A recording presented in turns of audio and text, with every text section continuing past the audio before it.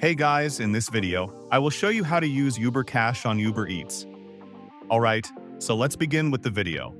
First, load up the Uber Eats app and make sure it is updated to latest version available. Now, add anything in your cart to order it. So here I have my order, so I'm going to click on View Cart. And then we will just go into the checkout.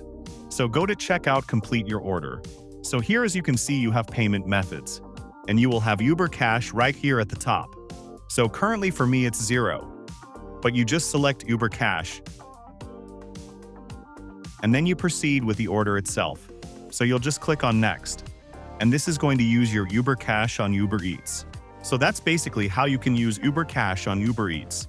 So that's all for this video.